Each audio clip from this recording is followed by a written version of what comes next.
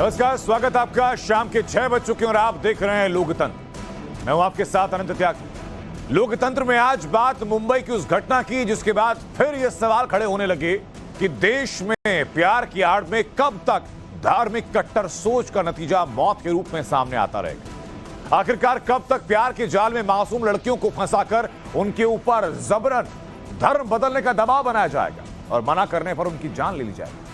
लोकतंत्र में आज दूसरी खबर दिल्ली की बात होगी, जहां आबकारी नीति में कथित घोटाले को लेकर हुई गिरफ्तारी के बाद कई राजनीति लोगों के नाम सामने आए और उसके बाद एक नई राजनीति शुरू हो गई। इस गिरफ्तारी को आम आदमी पार्टी सिर्फ साजिश मान रही है, क्योंकि गिरफ्तारी के बाद जो सीधा नाम आ रहा है वो है आम आदमी पार्टी का। लोकतंत्र में बात होगी ईरान की। सवाल ये ईरान से कि क्या ईरान में तख्ता पलट तय हो चुका है। हिजाब के खिलाफ पूरा ईरान इस वक्त सड़कों पर है और अब सुप्रीम लीडर क्या कर रहे हैं ये आपको आज लोकतंत्र बताने जा रहे हैं।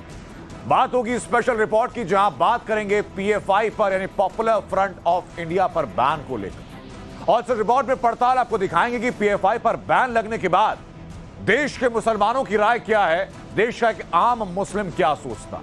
लेकिन सबसे पहले बात होगी आज की पहली और अहम खबर की, जहां प्यार किया गया, निकाह किया गया और फिर गला काट दिया।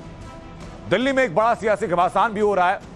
उस हर एक खबर की एक एक करके बात होगी, लेकिन सबसे पहले बताते हैं आपको मुंबई की रहने वाली रूपाली की कहानी। इन 3 लफ्जों में मुंबई की रूपाली की पूरी कहानी सामने आ जाती है कि प्यार हुआ, गैर धर्म में उन्हें निकाह किया और जब बुर्का पहनने से मना किया तो रूपाली का गला काट दिया गया।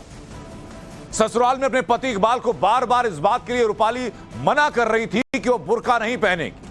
वो बार बार कह रही थी कि वो धर्म नहीं बदलेगी, वो जिस धर्म में आकर के उसने शादी की वो धर्म नहीं अपनाना चाहती, जिस धर्म में उसका जन्म हुआ उसी धर्म में रहना चाहती। लेकिन आखिर में अंजाम यही हुआ कि रूपाली के रूपाली के पति इकबाल ने रूपाली की हत्या कर दी। जिसके बाद फिर ये सवाल खड़े हो रहे हैं कि लव जिहाद में आखिरकार कब तक हिंदू बेटियां मरेंगी और कब तक प्यार की आड़ में कट्टर धार्मिक सोच का ऐसा विभत्स रूप दिखाई पड़ेगा।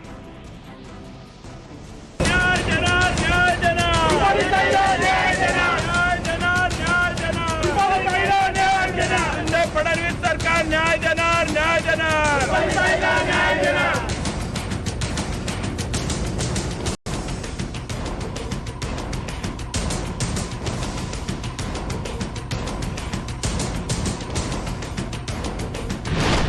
प्यार की आड़ में जिहाद की एक खौफनाक कहानी मुंबई की है, जिसमें प्यार सिर्फ बहाना था, असल मकसद इस्लाम कबूल करवाना था। इस कट्टर जिहादी सोच में रूपाली नाम की एक लड़की की जान उसके पति इकबाल ने ही ले ली, जिसे वो 3 साल पहले सब कुछ किनारे रखकर अपने जीवन साथी के तौर पर चुना था। कहानी ऐसे समझिए कि इकबाल प्यार के जरिए धार्मिक कट्टरता का इकबाल बुलंद करना चाहता था और इसी कट्टरता में उसने रूपाली की गर्दन पर कटार चलाकर इंसानियत का ही कत्ल कर दिया। केस है वो अपने आप में काफ़ी ज़्यादा पेचीदा है, क्योंकि परिवार की तरफ से अलग आरोप लग रहे हैं, क्योंकि जिस लड़की 20 वर्षीय महिला की मौत हुई है उसकी हत्या उसके ही पति ने की है। तो हालांकि पूरा माजरा क्या है इसको समझने की कोशिश करेंगे, क्योंकि फिलहाल जो अक्यूज्ड है इसमें हत्यारा है, उसे पुलिस द्वारा अरेस्ट किया गया है। तो परिवार का भी वर्जन जानेंगे महिला की तरफ से कि आखिर उनका क्या कहना है, क्योंकि युवती महज 20 साल की है और उनका जो बेटा है वो 2 सालों का है। इकबाल ने रूपाली से जब शादी का फैसला किया उस वक्त दोनों के बीच सिर्फ प्यार था, लेकिन शादी के बाद बीतते वक्त के साथ ही इस प्यार के बीच में धर्म आड़े आने लगी। पहले रूपाली का नाम बदलकर जारा किया गया और फिर उसकी सोच और धर्म बदलने की कोशिशें होने लगी। रूपाली की धार्मिक स्वतंत्रता पर इकबाल अपना जोर चलाना चाहता था। रूपाली को इससे ऐतराज हुआ। यहीं से शुरू हुआ इकबाल का वो प्लान जो रूपाली को हमेशा के लिए खत्म कर देने का था। मतलब हमारे कास्ट में ये तो हमारे कास्ट है, बोल मराठी मत बोल, हिंदी बोल, ये सब बोल, हमारी जात का बुर्का पहन, ऐसा रे वैसा रे, बहुत टॉर्चर करते, बहुत जुल्म किया है उसने और उसने आज इतने बेरहमी से मारा है उसको, दुश्मन भी नहीं मारता रहेगा, इतने बेरहमी से मारा है उसको। धर्म बदलने को लेकर इकबाल रूपाली में लड़ाई हुई। रूपाली पर बुर्का पहनने का काफी दबाव था। झगड़ा के बाद रूपाली बेटे के साथ अलग रहने लगी। इकबाल रूपाली की फोन पर बातचीत जारी थी। इकबाल शेख ने अपनी पत्नी रूपाली चंदन विरेक की हत्या इसी गली में की है जहां पर हम मौजूद हैं, चेंबूर की गलियों में, जिसकी गवाही यहां पर खून के धब्बे देते हैं। आपको बता दें कि कल देर रात की ये वो तस्वीरें हैं जिसकी आप ग्राउंड रिपोर्ट एक्सक्लूसिवली देख रहे हैं टाइम्स नाउ पर। साफ तौर पर आपको बता दें कि देवी की जो मूर्ति है वो इसी गली से पास हो रही थी, ढोल ताशे बज रहे थे और इसी बीच में इकबाल शेख, जिसकी पत्नी रूपाली चंदन शिवे हैं, उनकी चाकू मारकर गले को रेत कर हत्या हो जाती है। हालांकि हत्या की वजह सिर्फ यही स्पष्ट हो पा रही है कि दोनों के बीच में आपसी झगड़े थे और साथ ही साथ पति और उसके परिवार द्वारा कुछ ऐसी बातें मजबूरन थोपी जा रही थी लड़की पर जिसको वो कबूल नहीं कर रही थी। लेकिन यहाँ पर एक आई विटनेस है जिन्होंने देखा कि आखिर डेड बॉडी यहाँ पर कैसे मिली थी, तो उनसे बातचीत करेंगे। आपका ये घर है यहाँ पर, जब रात को यहाँ पर हत्या हुई थी तो आप लोगों ने क्या कुछ देखा था वो बताएं। एक लड़की थी, एक लड़का लड़ रहे थे, फिर मैं बोला कुछ आपस में उन लोग का रहेगा, मैंने कुछ देखा तो मैं बोला जान दो कुछ रहेगा, नॉर्मली चलते रहते कि उस स्लम एरिया है। उसके बाद में पता चला कि उसका हत्या हो गया, तो हम कुछ नहीं कर पाए। इसके लिए हमको भी बहुत दुख है इस बात का कि हम क्या देखा आपने? लड़की की जो लाश थी वो किस अवस्था में थी? गिरी पड़ी थी यहाँ पे, उसका खून, उसका ब्लड वगैरह पूरा पड़ा हुआ था। हाँ माँ जी, आप कुछ कह रही हैं? नहीं पड़ा बेटा, नहीं मालूम नहीं पड़ा। और ये सो गया और मेरा बेटा ये आके सो गया। मम्मी बाद में खाना खाया, मेरा बड़ा बेटा बीमार था, मैं खाना बना रही थी अंदर। नहीं मैंने नहीं देखा, जब भी मर गया वो उधर से रोते रोते आया, बस और कुछ मालूम नहीं। रूपाली की हत्या धर्म के नाम पर फैल चुके जहर का सबसे खौफनाक नतीजा है, जिसमें धर्म को ही सब कुछ मानकर इंसानियत, मोहब्बत, प्यार सब कुछ को किनारे पर रख दिया गया। इकबाल ने बस कहने भर को रूपाली से प्यार किया, लेकिन सिर्फ 3 साल में उसकी मजहबी सोच ने उसके उसी हाथों में खंजर पकड़ा दिया जिस हाथ से उसने रूपाली का हाथ पकड़ा था और अपने घर की चौखट तक उसे पत्नी बनाकर लाया था। हाँ, अभी उनको पता वो क्या कहेंगे, उनका दिल दो। मेरे तो सीने में दर्द बहुत है, मेरा इंसाफ कर मेरे बेटे, बस मैं यही चाहूँ। कहते हैं कि प्यार किसी भी इंसान की सोच को नया दायरा देता है, लेकिन आरोपी इकबाल की सोच शादी के बाद से ही अपने धर्म के इर्द गिर्द सीमित हो गई थी। रूपाली के परिवार वालों का दावा है कि यह सब कुछ पहले से चल रहा था, इस खौफनाक अंजाम का अंदाजा पहले ही चल चुका था।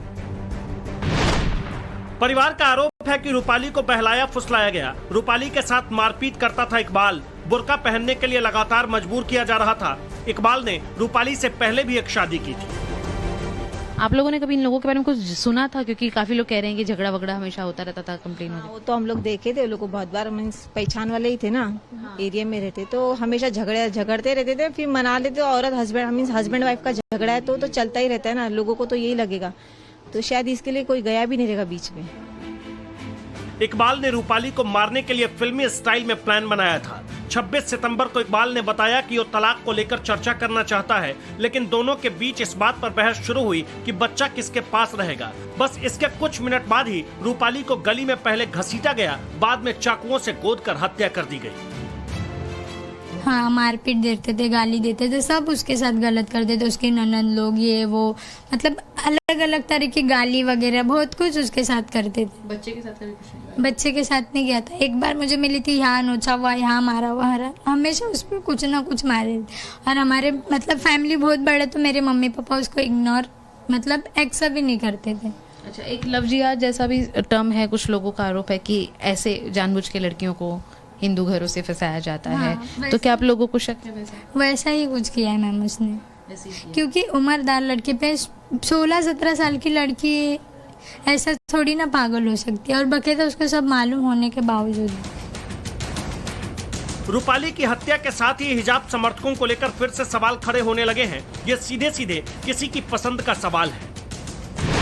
हिजाब अगर माई चॉइस, तो रूपाली को हिजाब न पहनने की माई चॉइस क्यों नहीं थी? सुप्रीम कोर्ट में दलील ये कि हिजाब पहनने से कोर्ट नहीं रोकता, उस महिला का क्या जो हिजाब पहनना ही नहीं चाहती। सुप्रीम कोर्ट में दलील धार्मिक स्वतंत्रता में बिलीफ नहीं, प्रैक्टिस भी, फिर उस महिला का क्या जो रीति रिवाजों में बंधना ही नहीं चाहती। सुप्रीम कोर्ट में दलील जैसे सिख पगड़ी जरूरी वैसे हिजाब जरूरी, तो हिजाब न पहनने वाली महिला की धार्मिक स्वतंत्रता का क्या होगा?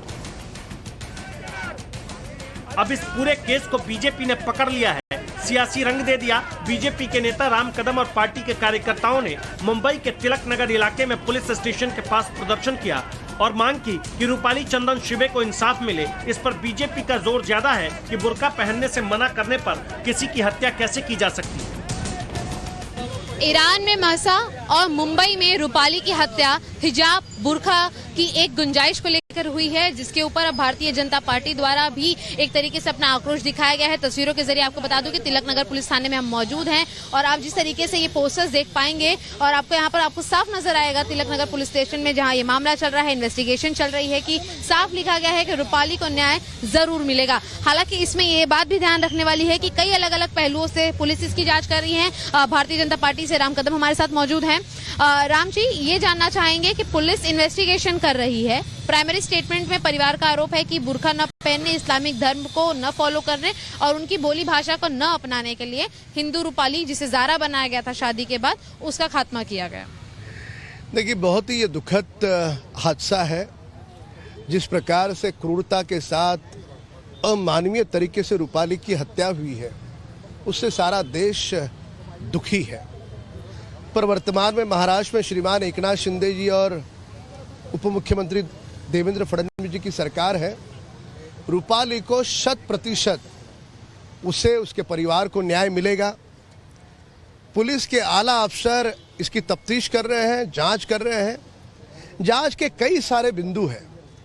उन सारे बिंदुओं के मूल तक जाकर के किस कारण उसकी हत्या हुई, कैसे उसके साथ अमानवीय व्यवहार हुआ, किसने किसके उसके साथ दुर्व्यवहार किए, उन सारे तथ्यों की जांच करने के बाद जो बिंदु सामने आएंगे, वे सारे लोगों को कड़ी से कड़ी सजा होगी।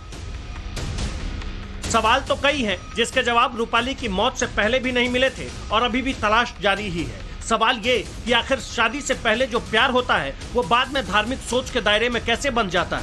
रूपाली जैसी लड़की से प्यार करने वाला इकबाल बाद में कट्टर धार्मिक सोच का पैरोकार कैसे बन जाता है। क्या ये कोई साजिश है या फिर इसके पीछे कुछ ऐसे लोग हैं जो लगातार इसे बढ़ावा देना चाहते हैं।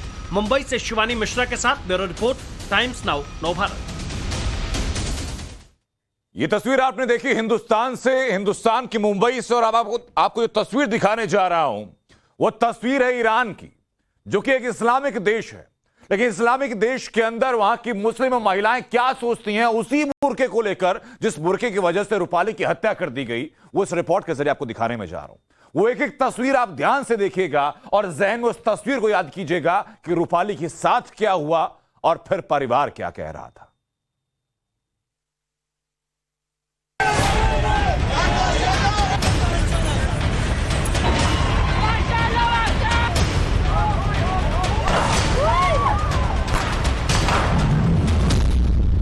ईरान में तानाशाह वर्सेस नारी, तख्ता पलट की तैयारी।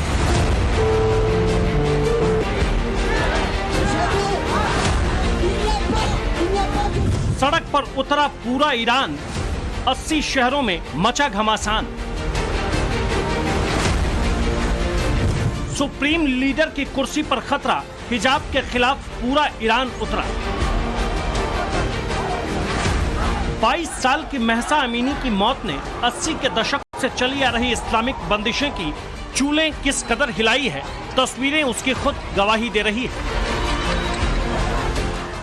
महसा अमीनी की मौत के बाद पूरे देश में आक्रोश की जो आग लगी है, अब उसमें ईरान के सुप्रीम लीडर की कुर्सी हिलने लगी है। ईरान में सुप्रीम लीडर को ही नहीं बल्कि उनके टॉप कमांडरों को भी लगने लगा कि जनता का गुस्सा उन पर कभी भी हावी हो सकता है। यही वजह है कि ईरान में सीनियर कमांडरों में खौफ है। परिवार को सेफ हाउस में शिफ्ट किया गया है। तख्ता पलट होने पर पड़ोसी देशों में शिफ्ट करने का प्लान किया गया है। टॉप कमांडरों को जॉर्जिया में शरण मिल सकता है। 70 दशकों से महिलाओं को जिन बेड़ियों में बांध कर रखा गया है वो अब टूटने लगी है। महिलाएं अपना हक मांगने लगी है, अपने हक के लिए लड़ने लगी हैं और अपना हक पाने के लिए वो किसी भी हद तक जाने को तैयार हैं। हम ऐसा क्यों बोल रहे वो इन तस्वीरों से साफ हो जाएगा। सोशल मीडिया पर वायरल ये वीडियो ईरान का बताया जा रहा है, जहां एक शख्स ने एक महिला को बुर्का न पहनने पर थप्पड़ मार दिया। अगर ये मामला ईरान में कुछ दिनों पहले हुआ होता तो इस शख्स के साथ कुछ नहीं किया जाता और महिला को पुलिस गिरफ्तार करके ले जाती। लेकिन ईरान में ये हिजाब क्रांति का परिणाम ही है कि इस शख्स की जमकर पिटाई की गई। महसा अमीन के बाद हिजाब क्रांति में जिस तरह से महिलाओं ने अभी तक अपनी जान गंवाई है, उसके बाद महिलाओं का गुस्सा 7वें आसमान पर है। महिलाएं आजादी चाहती हैं।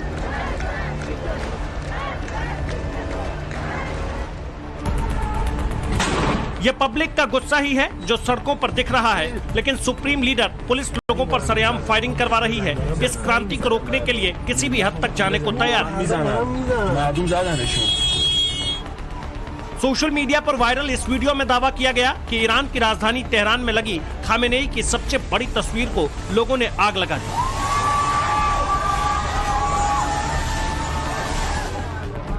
लोगों ने खामेनेई के अहंकार की इस निशानी की मूर्ति को खामेनेई के गृहनगर मशहाद में ही आग लगा दी। सोशल मीडिया में वायरल इन तस्वीरों में दावा किया जा रहा है कि खामेनेई के खिलाफ प्रदर्शन के दौरान लगी उनकी मौत की दुआ मांग रहे हैं। ईरान से आई इन तस्वीरों के बारे में ईरान तो क्या, दुनिया के किसी भी देश ने सोचा नहीं होगा।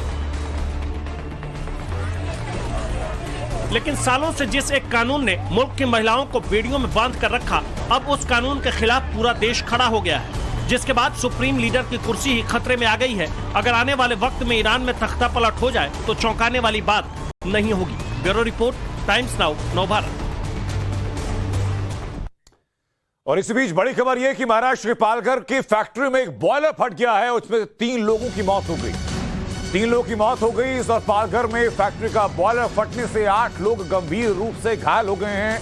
ये जो फैक्ट्री है ये महाराष्ट्र के पालघर के वसई इलाके में है। हमारी सहयोगी शिवानी लगातार हमारे साथ बनी हुई। शिवानी, बताएं जरा कि इस हादसे के बारे में क्या और जानकारी सामने है।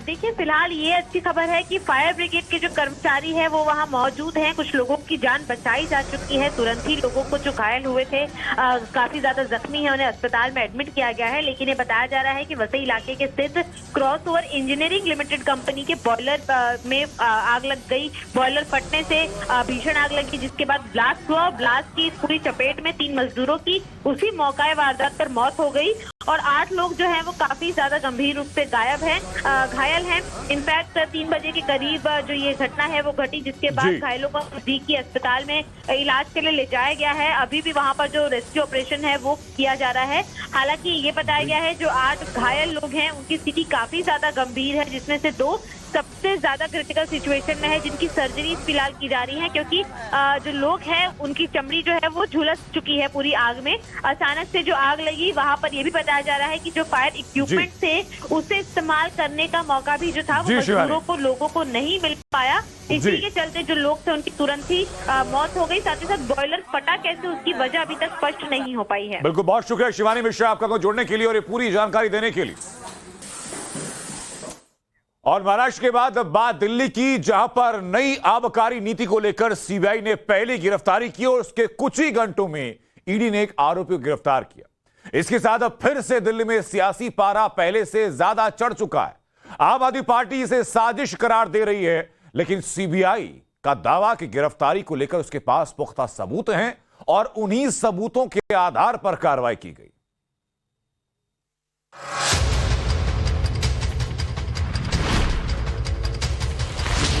दिल्ली में आबकारी नीति के कथित घोटाला मामले में हुई पहले गिरफ्तारी के ठीक बाद आम आदमी पार्टी और बीजेपी के बीच नई सियासी खींचतान शुरू हो गई है। आबकारी नीति को लेकर जो घोटाले का आरोप है उसमें कुल 15 लोगों पर एफआईआर दर्ज की गई है और इसी 15 में से पहले की गिरफ्तारी कर ली गई, जिसे आम आदमी पार्टी एक साजिश से ज्यादा कुछ भी मानने को तैयार नहीं है। आरोप तो ये भी है कि ये गिरफ्तारी सिर्फ इसीलिए हुई क्योंकि मनीष सिसोदिया को फंसाने और एजेंसी के दबाव में झुकने से मना कर दिया। 2 बार छापेमारी की गई और छापेमारी में कुछ नहीं निकला। घंटों घंटों रोज बुला के पूछताछ की गई और एक ही दबाव बनाया गया, मनीष सिसोदिया का नाम लो, मनीष सिसोदिया का नाम लो। ऐसे समय में उनको एक्साइज के नाम पे गिरफ्तार करना ये दिखाता है कि भारतीय जनता पार्टी आम आदमी पार्टी को हर तरीके से कुचलने की कोशिश कर रही है। उनको लगता है कि आम आदमी पार्टी की बढ़ती हुई लोकप्रियता और खास तौर में गुजरात के अंदर जो उनको चैलेंज आ रहा है उसको रोकने के लिए हर संभव प्रयास किया जाएगा। विजय नायर के घर पे 2 बार तलाशी की जा चुकी है, रेड मारी जा चुकी है, जिसके अंदर कोई गैरकानूनी चीज अभी तक नहीं मिली है। एक्साइज पॉलिसी के इन्वेस्टिगेशन के तहत सीबीआई ने उन्हें अरेस्ट किया है। क्यों? क्योंकि विजय नायर गुजरात के चुनाव का कम्युनिकेशन मीडिया, सोशल मीडिया देख रहे थे। सरकार से कोई लेना देना ना होते हुए भी उनको अरेस्ट किया गया है, क्योंकि गुजरात में अरविंद केजरीवाल की और आम आदमी पार्टी की बढ़ती लोकप्रियता से भारतीय जनता पार्टी को डर लग रहा है। पिछले कई दिनों से सीबीआई उन्हें बुला रही थी, धमका रही थी, कह रही थी कि मनीष सिसोदिया का नाम लो, कह रहे थे कि अगर मनीष सिसोदिया का नाम नहीं लिया तो तुम्हें अरेस्ट कर लेंगे, और आज ऐसा ही हुआ है। आम आदमी पार्टी इसे चाहे लेकर जो भी आरोप लगाए, लेकिन सीबीआई का कहना है कि गिरफ्तारी उस शख्स की हुई है जिसके जरिए शराब फर्म के मालिक से रिश्वत ली गई थी। दूसरी तरफ आम आदमी पार्टी कह रही है कि जिनकी गिरफ्तारी हुई है वो कम्युनिकेशन इंचार्ज है और पहले पंजाब और अब गुजरात के कम्युनिकेशन से जुड़ी रणनीतियां बनाने और उन्हें लागू करने की जिम्मेदारी संभाल रहे हैं। साथ ही आबकारी नीति से उनका कोई लेना देना नहीं है। आबकारी नीति को लेकर यह गिरफ्तारी उस वक्त में हुई है जब केजरीवाल और आम आदमी पार्टी के नेता लगातार गुजरात का दौरा कर रहे हैं और बीजेपी को घेरने की कोशिशों में जुटे हैं। शराब घोटाले को लेकर जो लगातार आरोप लगा था दिल्ली सरकार की पूरी पॉलिसीज के तहत कि कैसे कुछ विशेष कंपनियों को फायदे दिया गया जिससे करोड़ों का राजस्व का नुकसान रहा है। हालांकि इधर आम आदमी पार्टी की तरफ से लगातार बीजेपी पे यह आरोप लगाया जा रहा है कि केंद्र सरकार जानबूझ के जिस तरीके से बहुत एग्रेसिव तरीके से गुजरात चुनाव में आम आदमी पार्टी जुटी हुई है उसे रोकने के तर्ज पे इस पूरी गिरफ्तारी को की गई है। ये पूरा मामला दिल्ली के उपराज्यपाल विनय कुमार सक्सेना की उस सिफारिश के बाद सामने आया है जिसमें 22 जुलाई को दिल्ली की आबकारी नीति 2021-22 को लेकर संदेह जताया गया था और फिर इसी के बाद सीबीआई ने एफआईआर दर्ज की थी। दिल्ली सरकार ने आबकारी नीति को वापस ले लिया था। कुल मिलाकर इस मामले में अभी सियासत जारी रहेगी और इसी बहाने दिल्ली में बीजेपी और आम आदमी पार्टी एक दूसरे को घेरने की कोशिश जरूर करेगी। दिल्ली से कुंदन सिंह के साथ bureau report, times now, Navbharat. वहीं पाकिस्तान से इसकी बड़ी खबर की कराची के सद्दार एक्सप्रेस मार्केट में एक फायरिंग की वारदात हुई। इस हमले में एक चीनी नागरिक की मौत हो गई है। हमले में 2 और लोग घायल हुए हैं। पुलिस ने इस पूरे इलाके में सुरक्षा को बढ़ा दिया है। हालांकि फायरिंग किसने की इस बारे में कोई पुख्ता जानकारी सामने नहीं आ पाई है, लेकिन एक जो बड़ी चौंकाने वाली बात सामने आई कि ये जो मार्केट हुई एक भरे बाजार में हुई है। कराची का सद्दार एक्सप्रेस मार्केट, ये जहां एक चीनी नागरिक की इस गोलीबारी में मौत हो गई है, जबकि 2 ऐसे लोग हैं जो गंभीर रूप से घायल हुए। तस्वीर जरा देखिए, ये कराची के उसी सद्दार एक्सप्रेस मार्केट की तस्वीर है जहां गोली लगे हुए शख्स को तुरंत एम्बुलेंस में डाल करके ले जाया जा रहा है। एक चीनी नागरिक उसी बाजार में मौजूद था जिसकी इसी गोलीबारी में मौत हो गई है। हालांकि चीनी नागरिक की पूरी पहचान अभी तक सामने नहीं आ पाई है। जो हमलावर है उसके बारे में पुख्ता जानकारी सामने नहीं आ पाई है, लेकिन पूरे इलाके में पुलिस ने सुरक्षा व्यवस्था को बढ़ा दिया।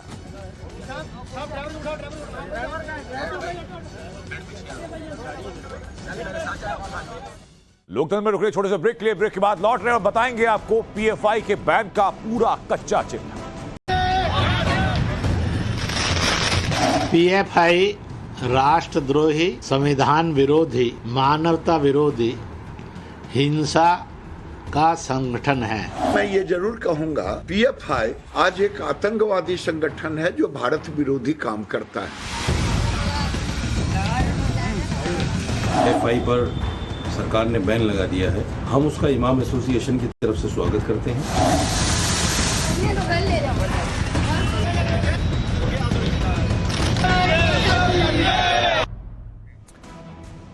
तो पीएफआई पर ऑल आउट अटैक के बाद आखिरकार उसे बैन कर दिया गया।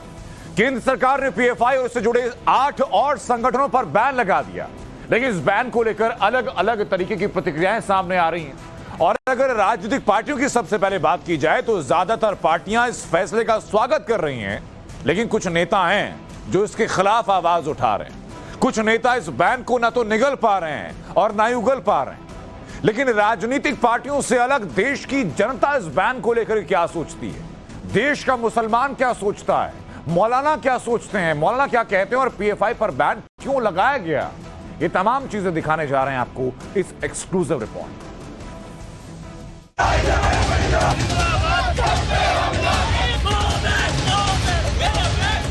ये जो ड्रैकोनियन बैन जो लगाया गया है, ये मुस्तकबिल के लिए एक डेंजरस चीज है। PFI के तरह जितने भी संगठन हैं, इंक्लूडिंग RSS, ये सब पर प्रतिबंध लगाइए।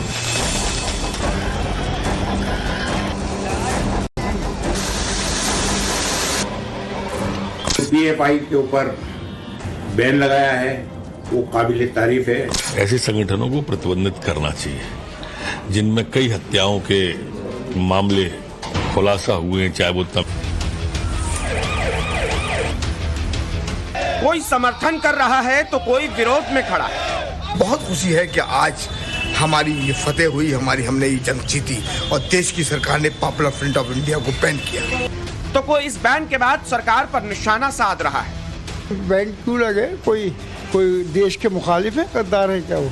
नहीं, ये होम मिनिस्ट्री का जो बैन लगाना ये शायद थोड़ा जल्दबाजी हुआ है। PFI है तो ये हो सकता है गवर्नमेंट की कोई साजिश हो।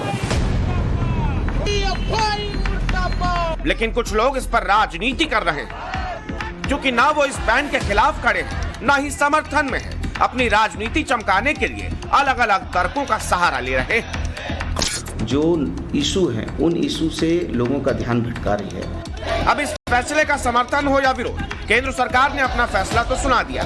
PFI को अगले 5 साल के लिए बैन कर दिया गया है। PFI को बैन करने से पहले इसे लेकर बहुत संगठित तरीके से इस पूरे प्रोसेस को अंजाम दिया गया।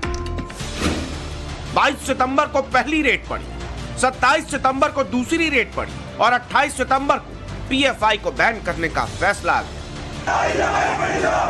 अब PFI को बैन करने के पीछे कई वजह बताई गई है, लेकिन मुख्य तौर पर PFI पर आरोप है कि विदेशों से बेहिसाब फंडिंग होती, आतंकी संगठनों से रिश्ते, सिमी और JMB जैसे आतंकी संगठनों से रिश्तों के सबूत मिले, कई देश विरोधी दस्तावेज भी मिले।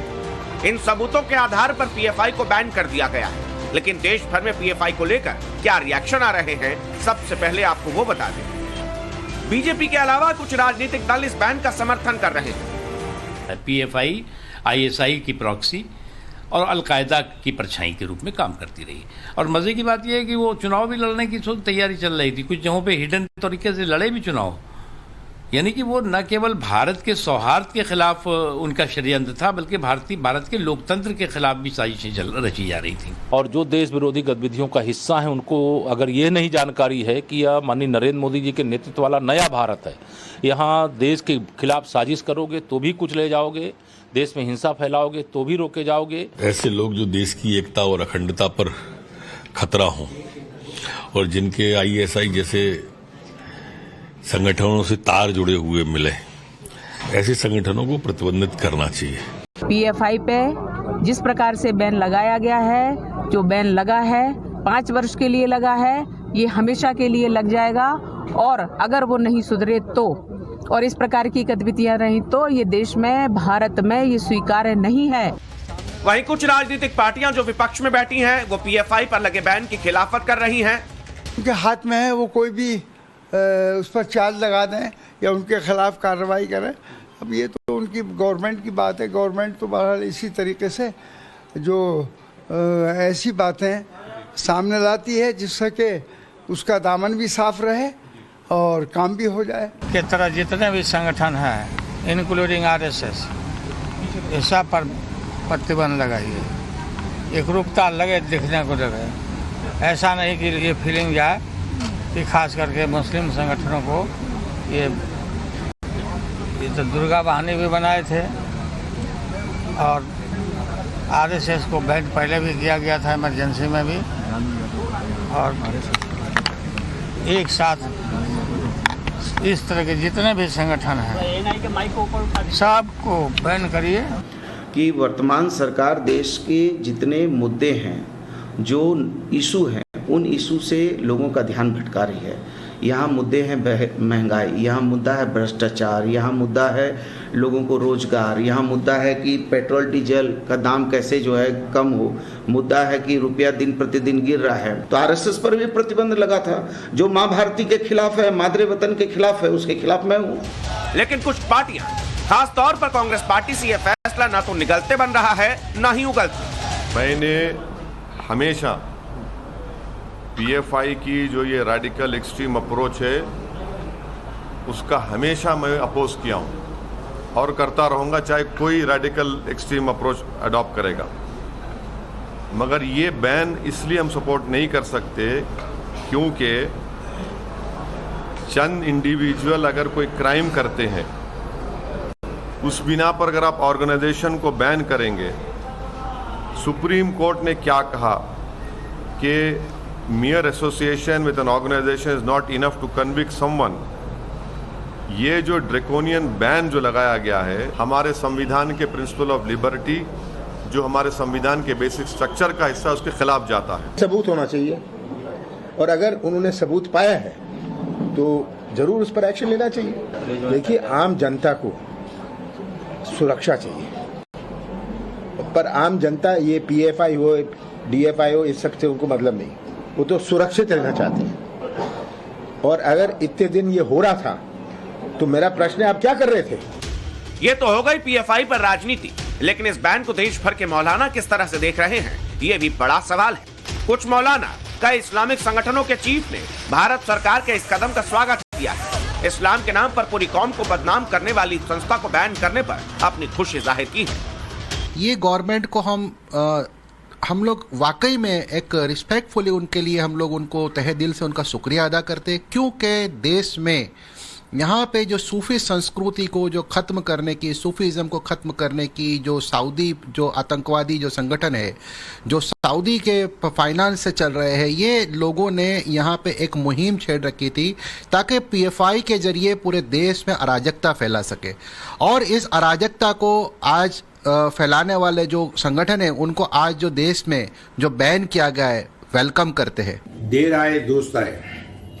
हुकूमत वक्त ने जो पीएफआई के ऊपर बैन लगाया है वो काबिल तारीफ है। हमने भारत सरकार से पहले यही डिमांड करी थी कि इस संगठन के खिलाफ यदि पूरे एविडेंस है तो इस पर जल्द से बैन लगाया जाए। और ये बैन उन लोगों के लिए एक सबक है जो देश विरोधी गतिविधियों में शामिल रहते हैं, जो संगठन देश के आइन के खिलाफ जाके काम करते हैं, उनके लिए ये बहुत बड़ा सबक है। वो देखें कि देश की सुरक्षा से बढ़ के कुछ भी नहीं। भरपूर तरीके से इसकी तारीफ करता हूं और भारत के इस कदम की सराहना करता हूं। लेकिन वहीं देश के कुछ मौलाना ऐसे भी हैं जो इस बैन पर सवाल उठा रहे हैं। नेताओं और मौलानाओं का तो अपना अपना तर्क है, लेकिन सवाल यह उठता है कि देश की जनता इस बैन को लेकर क्या सोचती है। पीएफआई जैसे संगठन जो देश को तोड़ने का काम कर रहे हैं, यहाँ के मुसलमान बिल्कुल ये बर्दाश्त नहीं करेंगे।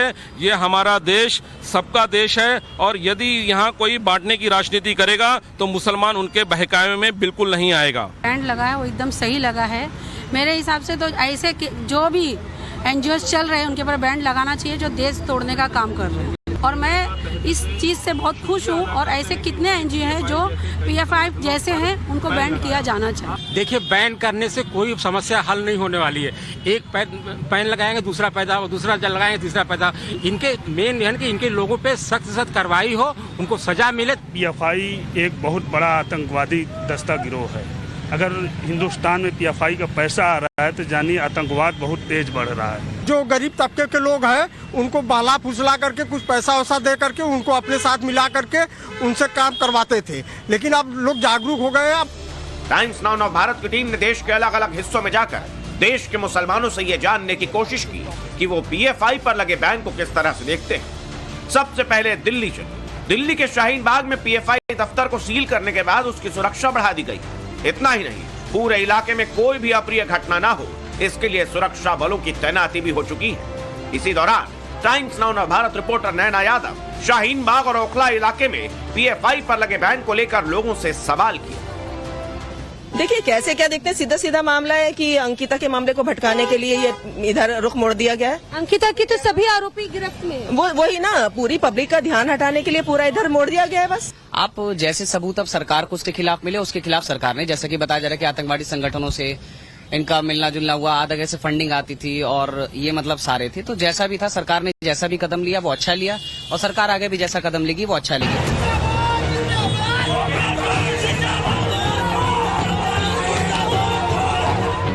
पीएफआई बैन के बाद जहां कुछ मुस्लिम संगठन उसके समर्थन में खड़े हैं, तो वहीं कुछ ऐसे भी हैं जो पीएफआई के बैन होने के बाद जश्न मना रहे हैं। कानपुर से आई इन तस्वीरों को देखिए। यहाँ सूफी खानकाह एसोसिएशन ने जमकर जश्न मनाया। ये हमारा 3 साल का संघर्ष था, जो हमने देश की अस्मिता के लिए, देश की आंतरिक सुरक्षा के लिए अपने साथियों के साथ मिलकर के किया था। हमारे संघर्ष को आज सफलता प्राप्त हुई है। पीएफआई पर प्रतिबंध ये अंतिम ऐसा प्रतिबंध होगा जो किसी कट्टरपंथी संस्था पर किया जाए। इसके बाद कोई ऐसी संगठन, कोई ऐसी संस्था अब वजूद में नहीं आएगी जो मुल्क को तोड़ने की ताकतों में सक्रिय रहती हो। अब जरा वाराणसी का माहौल देखिए। यहाँ के मुसलमान भी पीएफआई बैन के बाद सरकार के साथ खड़े हैं। वाराणसी में मुस्लिम समाज ने मांग की है कि सरकार पीएफआई पर सिर्फ 5 साल का ही क्यों बल्कि आजीवन प्रतिबंध लगा दे। मुस्लिम समाज के लोगों ने पीएफआई को आतंकी संगठन कहा और उसका पुतला भी फूंका।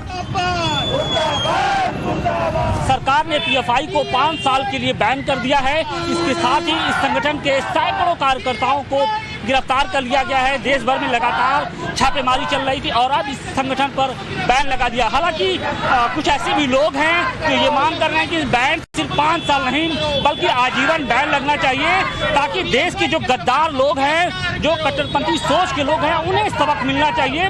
और इसके साथ ही जो पीएफआई समर्थक हैं उन्हें भी गिरफ्तार करने की मांग हो रही है। और आप देख सकते हैं कि लोगों का गुस्सा इस कदर है कि बैन लगने के बावजूद ये लोग पीएफआई का पुतला फूंकने के लिए आज काशी की सड़कों पर आ गए हैं। पीएफआई पर पूरे जीवन के लिए बैन लगाया जाए और इसके जितने भी अनुषंगिक संगठन हैं उन पर भी बैन लगे और इनके जो भी 2 लाख सदस्य उनकी सदस्यता खत्म हो, उनके भारत की नागरिकता रद्द की जाए, क्योंकि ये भारत के नागरिक नहीं है, ये पाकिस्तानी एजेंट है और ये भारत में रह करके भारत विरोधी एजेंडा चला रहे हैं और यहाँ के लोगों को नुकसान पहुँचा रहे हैं। यूपी के कई राज्यों में मुसलमान पीएफआई पर बैन से खुश हैं, लेकिन गोरखपुर के मुस्लिम जनता की राय थोड़ी अलग है। यहाँ के लोगों का मानना है कि पीएफआई बैन को राजनीतिक रूप दिया गया है।